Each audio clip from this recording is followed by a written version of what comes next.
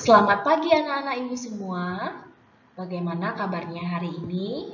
Semoga dalam keadaan sehat ya. Hari ini kita akan belajar pelajaran tematik, muatan seni budaya dan prakarya. Tema 8, Bumiku.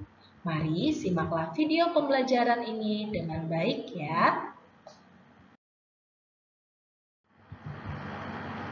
Subtema 1, perbedaan waktu dan pengaruhnya.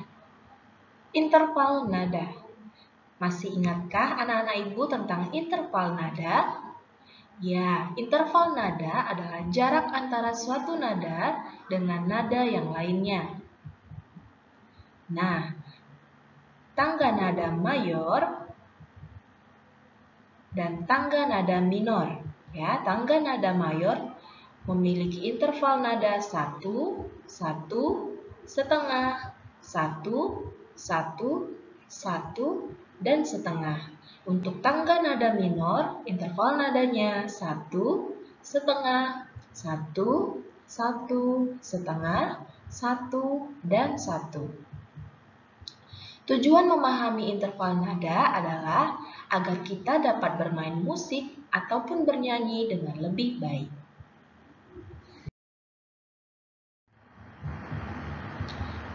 Menentukan interval nada terdekat dan terjauh pada sebuah lagu. Cara menentukan interval nada terdekat dan nada terjauh, yang pertama langkah-langkahnya adalah menentukan interval nada pada lagu tersebut terlebih dahulu. Kemudian, bandingkan besar interval nada yang kamu peroleh. Ketiga, interval nada terdekat terdapat pada dua nada yang memiliki jarak paling kecil di antara nada-nada lainnya. Keempat, interval nada terjauh terdapat pada dua nada yang memiliki jarak paling besar di antara nada-nada lainnya.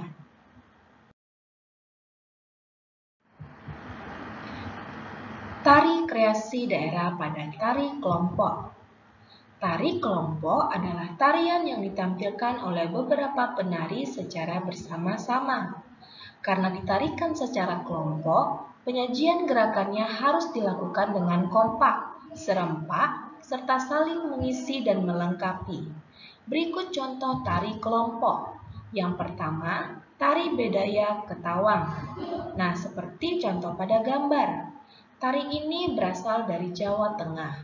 Tari bedaya diiringi dengan iringan musik gending ketawang gede dengan nada pelok. Tari bedaya ditampilkan oleh 9 orang penari perempuan. Selanjutnya, tari serimpi. Tari serimpi berasal dari Jawa Tengah. Tari ini ditampilkan oleh 4 orang penari perempuan. Pertunjukan tari serimpi diiringi oleh alat musik gamelan, seperti pada gambar. Kita dapat melihat penari yang diiringi musik gamelan saat menarikan tari serimpi. Yang selanjutnya adalah tari pakarena. Nah, anak-anak ibu dapat melihat gambar. Tari pakarena ini berasal dari Sulawesi Selatan. Tari ini ditampilkan oleh 4-7 orang penari. Nah, tari ini diiringi alat musik gandrang dan puik-puik.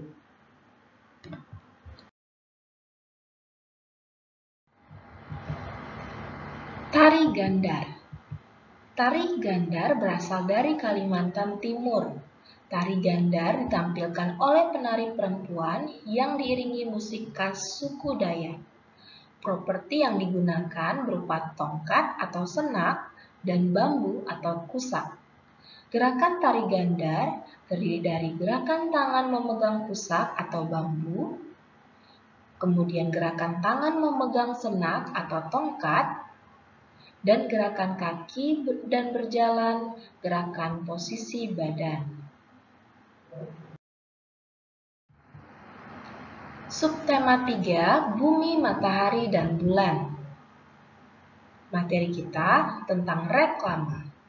Reklame adalah suatu karya seni rupa yang bertujuan untuk memberikan informasi kepada halayak ramai tentang suatu barang atau jasa, atau dapat juga berisi ajakan dan anjuran.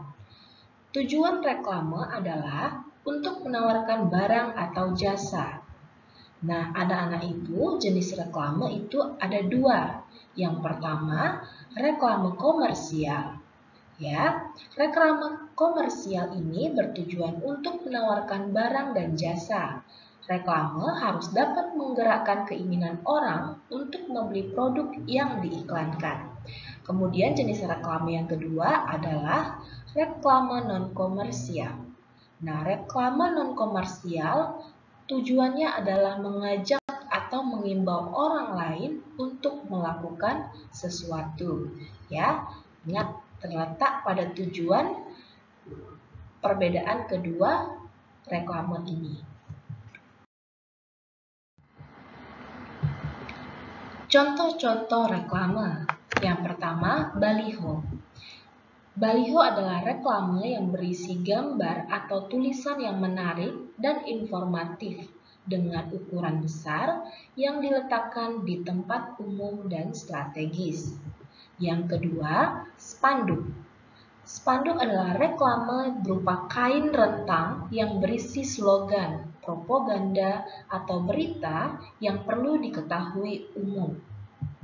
Ketiga, iklan. Iklan adalah pemberitahuan kepada halayak mengenai penjualan barang atau jasa yang disampaikan melalui media massa.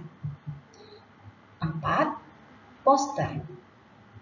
Poster adalah jenis reklame yang berupa gambar dan tulisan yang dibuat semenarik mungkin pada kertas dan ditempelkan di tempat-tempat umum yang strategis. Yang terakhir, embalase. Jenis reklame yang ditempatkan langsung pada kemasan produk dan berisi informasi-informasi mengenai produk tersebut.